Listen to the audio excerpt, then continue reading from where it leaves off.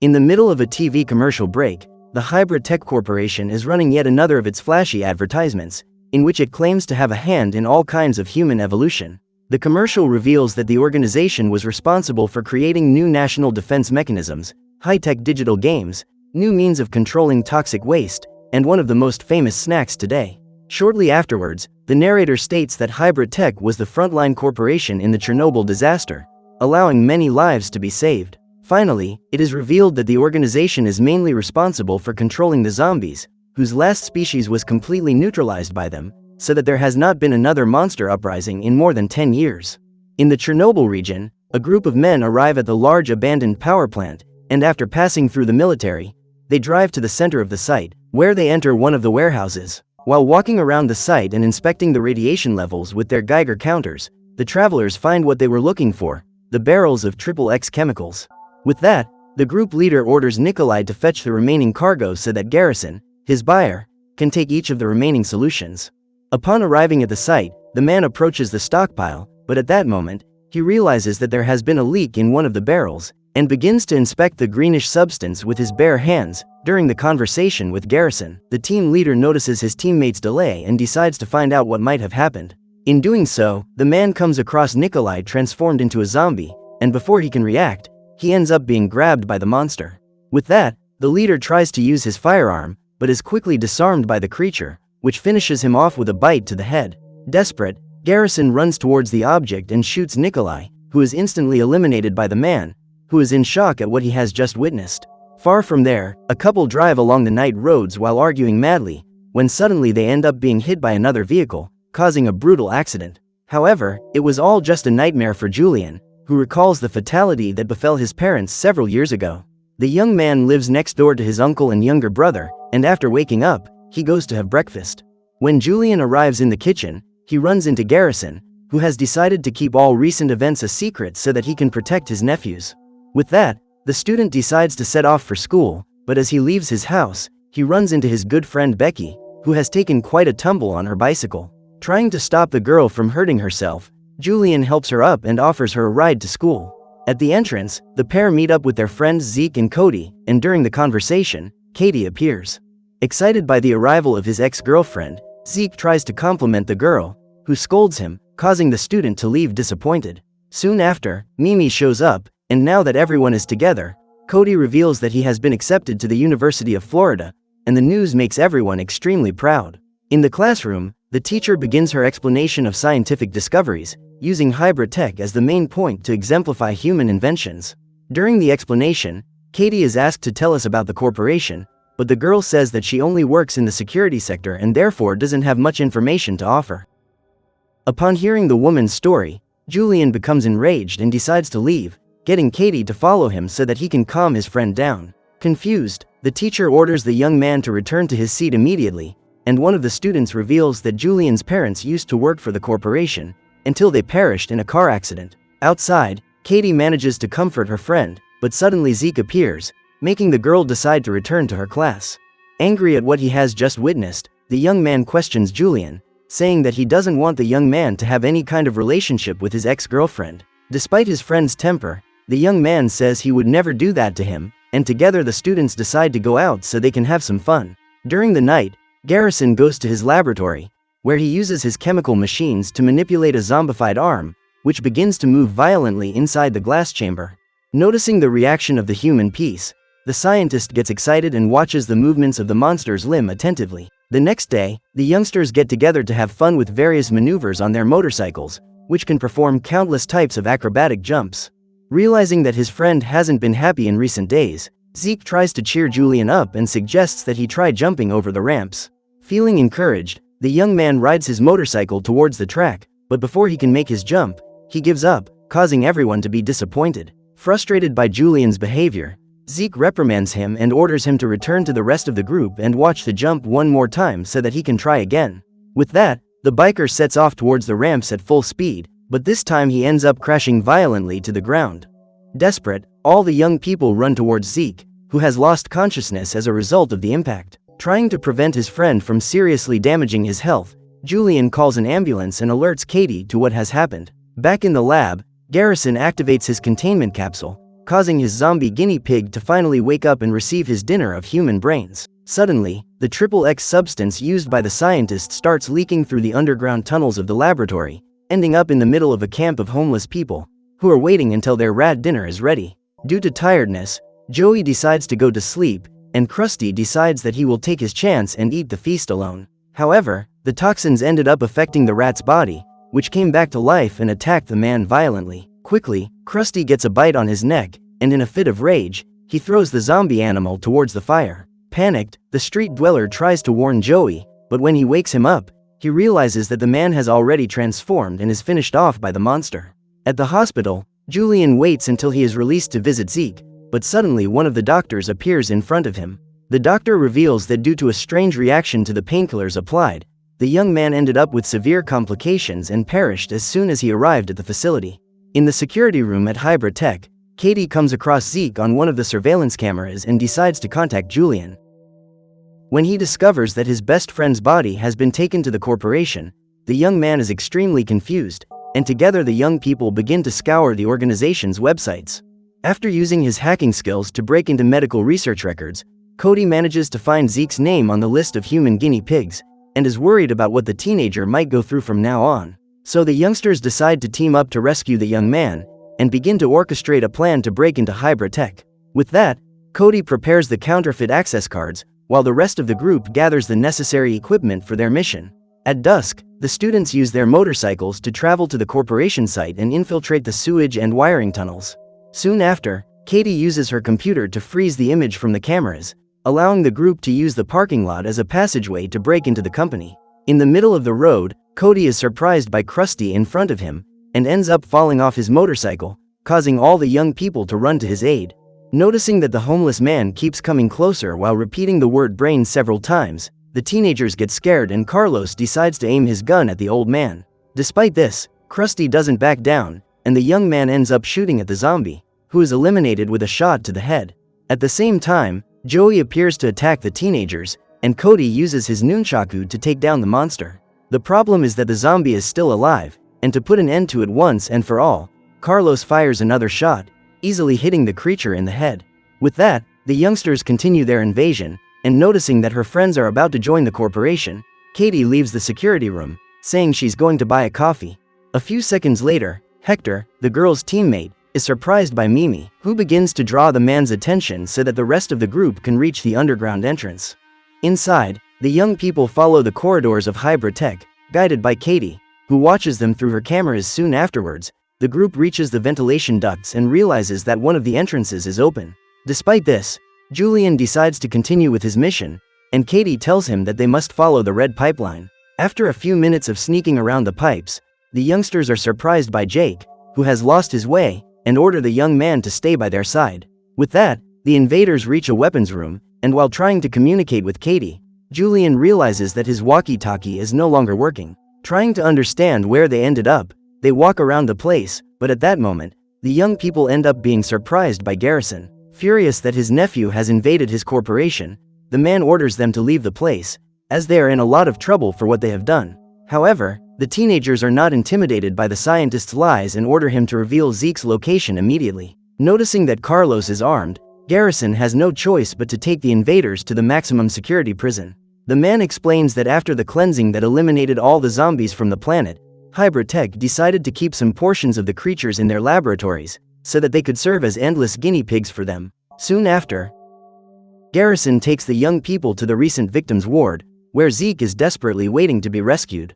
On finding his friend, Carlos shoots the lock, managing to open the cell, but the destruction causes the alarm to start sounding, and Katie tries to cut off the alert before the authorities are contacted. Before they could leave, Cody found a new room in the lab, and as much as Garrison tried to stop him, the youngsters ended up entering the place, where they found a large macabre scientific nursery. Furious at what they are discovering, the invaders order the scientist to reveal what he knows about Julian's parents, and the man claims that the couple have become another of Hybrid Tech's guinea pigs. When he hears this, Julian is completely shaken and is consoled by his friends. Soon after, one of the zombie babies awakens from its hibernation, distracting the youngsters and allowing Garrison to escape from the room, locking his enemies inside. At that moment, Katie finally manages to deactivate the alert, but at that moment, Carlos shoots at the door lock, causing the alarm to start once again. Trying to prevent the disaster, the girl tries to activate her security codes, but in doing so, she ends up releasing all the zombies, who start walking through the corridors. In the midst of the chaos, several of the guards are brutally eliminated by the horde of monsters, who devour every bit of their enraged victims. Desperate, the young people run to the elevator, but before they can get in, they end up losing one of the team members, who has part of his head removed by the creatures. At the same time, Zeke receives a bite on his neck, but is quickly rescued by Cody, who pulls him into the cabin, allowing the doors to close. With that, the group of survivors equip themselves with the firearms from the armory and head for the exit through the ventilation ducts. In her office, Katie is still trying to figure out what's going on and receives a call from the receptionist, who starts making fun of her colleague. Thanks to the distraction, the man ends up being attacked by one of the zombies, which bites off part of his head. Despite being extremely confused, Katie ignores the call, but when she notices the situation the place is in, she becomes desperate and decides to leave the security room. At this point, the great horde of zombies finally manages to reach the outside, where they begin to feed on all the humans they see. During his escape, Jake ends up being surprised by a zombie, causing him to retreat in desperation. With this, the monster manages to destroy part of the ducts, causing the trio of survivors to fall to the ground. Quickly, Carlos shoots at the creature, which is brutally eliminated, and before they can escape, Julian says that they need to find his parents. So the trio run outside the building and use their firearms to eliminate all the zombies that cross their path. After meeting with Mimi and Hector, Katie says that a terrible attack has just begun and orders the pair to accompany her so that they can leave the place. At the same time, the girl reveals that she told the security guard the whole plan, who decided not to disturb the group, but Katie ignores the news and orders the couple to run immediately. The problem is that all the corridors have already been taken over by the horde, and before they can escape, Mimi and Hector are captured by the zombies, who begin to devour them violently. Upon witnessing the scene, Katie becomes completely desperate, but as she has no weapons to rescue them, she decides to continue her escape. Meanwhile, Zeke tries to find a way out alongside Becky and Jake, and after a few minutes sneaking through the ducts, they reach the corporation's parking lot. So that they can escape, the youngsters go to the car key stash, and Zeke destroys the door with his gun. At this point, the young man begins to feel extremely ill from his bite, and Becky tries to calm him down, as they are very close to finally escaping. At the reception, the trio of survivors come across the deceased security guard, and before they can make their way to the elevators, they are surprised by a large horde of zombies. With that, the youngsters grab their firearms and shoot at all the monsters around them, eliminating each one with ease. However, the trio run out of ammunition in just a few seconds, so they have to fight the zombies with their bare hands.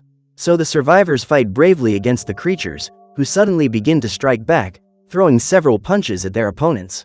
Despite this, they manage to defeat several zombies around them, and Carlos orders his friends to run to the elevator while he distracts the zombies. With the cabin doors open, Cody shouts for his companion to come to them, but before he can reach the pair, he ends up being surprised by a zombie, which destroys the poor young man's head with its teeth. After witnessing his friend's elimination, Julian is devastated, and tries to convince Cody to return to rescue him, but the young man says there's nothing more that can be done. In the corridors of the building, Garrison runs through the place with his handgun, allowing him to finish off any monsters that try to devour him. Back in the parking lot, the trio of survivors manage to start one of the vehicles, but at that moment, dozens of zombies begin to surround the young people, who are completely frightened. Quickly, Zeke orders Becky and Jake to run to the car, and holds his position to shoot at the various monsters around him. After a few seconds attacking the zombies, the young man runs out of ammunition and decides to run to the vehicle so that they can finally escape from the place. The problem is that one of the monsters manages to destroy Jake's seat window and starts attacking the young man, trying to devour his brain at any cost. At this point, Zeke begins to lose track of the situation around him, and instead of helping his friends, he decides to turn on the radio so that he can enjoy some upbeat music. Realizing that she will have no chance of rescuing the young man, Becky uses her taser to electrocute Jake, causing the zombie to also be hit by the electrical discharge. As a result, the young woman accelerates at full speed, allowing the survivors to escape from the parking lot without being eliminated. Soon afterwards, Becky crosses the corporate courtyard, running over all the zombies that try to cross her path. During the trip, Zeke begins to feel a strong headache coming on, and before he can say anything to his friends, he completes his transformation. As a result, the young zombie tries to attack Becky, who loses control, causing a huge accident and a huge explosion around the vehicle. In the corridors, they find the corporation's biological weapons room and begin to analyze all the macabre arsenal that the scientists have produced over the years. Soon afterwards, Julian comes across the bodies of his parents, who have been transformed into zombie super soldiers and programmed to use hybrid tech's inventions to eliminate any enemies they come across. Frightened, the young people decide to leave the place, as the couple no longer has any chance of being rescued by them. On leaving the room, the pair are surprised by dozens of zombies, who begin to surround them on all sides, forcing the survivors to head for the roof. Seizing his chance for revenge, Garrison rushes to the mutant monsters capsule and decides to release them so that they can track down and eliminate the youngsters. Outside, Julian and Cody descend the building with their abseiling ropes, and when they reach the ground, they come across Mimi and Hector transformed into zombies. He quickly takes the gun from one of the policemen who has been eliminated, but when he realizes that the creature is none other than his friend, he feels shaken and is unable to attack it. At that moment, Katie appears, and after hitting the pair of zombies with her vehicle, she orders her friends to get into the car, so that they can finally escape from the corporation. On the other side of the courtyard, Becky and Jake wake up after the serious accident, and use their weapons to protect themselves from the large horde that is closing in on them. The problem is that Zeke is still alive, and before he can react, Jake ends up being eliminated by the zombie, which removes part of his head.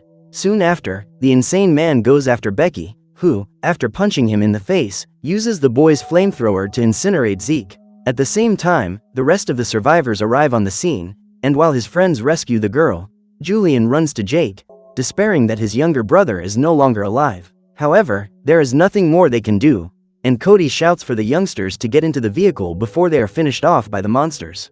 During the escape, the survivors are surprised by Julian's father, who uses his machine guns to fire at the vehicle, which ends up being disabled. Quickly, Becky throws her grenade at the zombie super soldier, who is easily torn apart by the explosion. With that, the young people run towards the exit, but at that moment, they are intercepted by Zeke, who says he is feeling very angry with Julian, and so that he can take revenge, he has brought his mother to eliminate him. After coming across the woman as a zombie super soldier, the young man is completely shaken, allowing the monster to throw him to the ground. Soon after, the mutant creature lunges at Cody, who ends up losing his balance while dodging its attacks.